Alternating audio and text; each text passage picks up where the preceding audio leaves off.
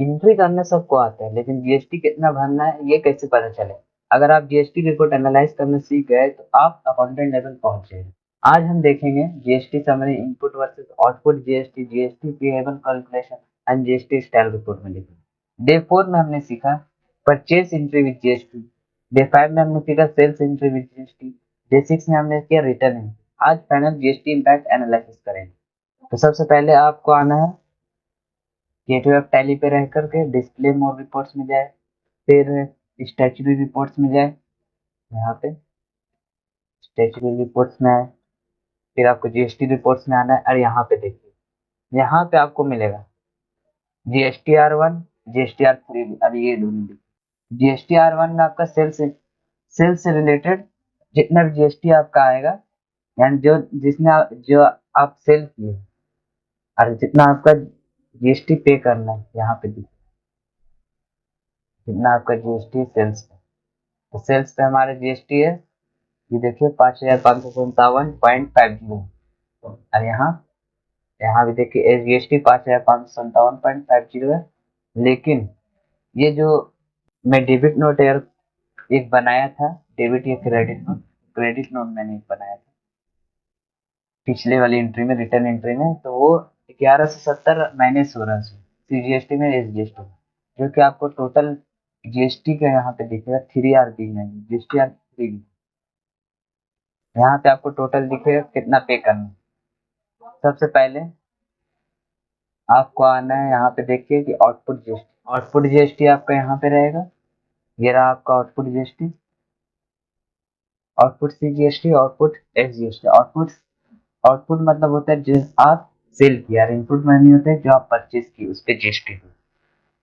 और जो आपका सेल हो उस पे जीएसटी आपका दिखेगा, आउटपुट जीएसटी। अब ये देखिए सेल्स जो आप परचेज की उस पे जीएसटी, ये हुआ इनपुट सीजीएसटी एसजीएसटी, और वो हुआ आउटपुट जीएसटी एसजीएसटी। जो का जो कि आपका आउटपुट सीजीएसटी इस हिसाब से आपका हो रहा है 4,387.50 सीजीएसटी, और आउटपुट एसजीएसटी होता है 4,387.50, जिसका आपका टोटल हो रहा है 8,775। और यहाँ पे आप देखिए ये आपका इनपुट सीजीएसटी हो रहा है 24,480, और इनपुट एसजीएसटी हो रहा है आपका 24,480, जो आपका टोटल हो रहा है 48,960। ये आपका हुआ।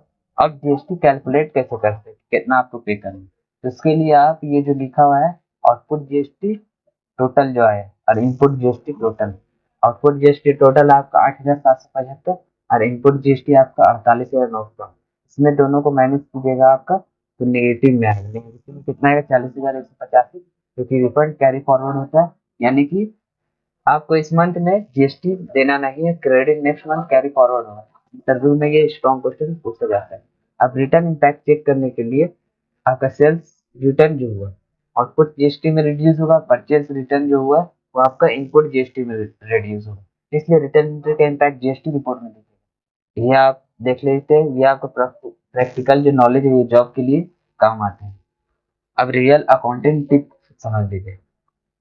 मंथ के एंड में जीएसटी समरी चेक करना आपका काम होता है, इनपुट वर्सेस आउटपुट जीएसटी को वेरीफाई करना होता है, रिटर्न एंट्री कंफर्म करना होता है, पार्टी का आउटस्टैंडिंग को चेक करना होता है, तब जाके आप जाके जीएसटी पेबल फाइनल तक पहुंचते हैं। कॉमन जीएसटी मिस्टेक क्या होता है? सिर्फ सेल्स देखना या रिटर्न इफेक्ट को इग्नोर करना, इम्पैक्ट जो पड़ता है रिटर्न रिपोर्ट का, और इनपुट क्रेडिट गलत समझना, और जीएसटी लेजर मैनुअली एडजस्ट ना करना। मैनुअल एडजस्टमेंट प्रोफेशनल मिस्टेक होती है।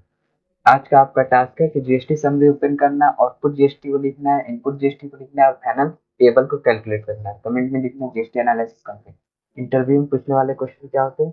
जीएसटी पेबल कैसे कैलकुलेट कर देना है, जवाब देना है। अगर आउटपुट ज्यादा है तो पेबल होगा, अगर इनपुट ज्यादा है तो क्रेडिट कैरी फॉरवर्ड होगा। कॉन्फिडेंट जवाब होगा सिलेक्शन की तरफ निकल के जाता है। आज से आप एंट्री ऑपरेटर नहीं, जीएसटी अकाउंटेंट बन चुके हो। कल डेट में हम करेंगे inventory management, advance stock group, गोदाम और स्टॉक समरी एनालिसिस। वहीं से बिजनेस कंट्रोल स्टार्ट होता है। अगर वीडियो पसंद आई तो वीडियो को शेयर करें, लाइक करें और प्रैक्टिस डेली करें। मैं हूँ एम कंप्यूटर अकेडमी से, और आप बन रहे हो प्रोफेशनल अकाउंटेंट।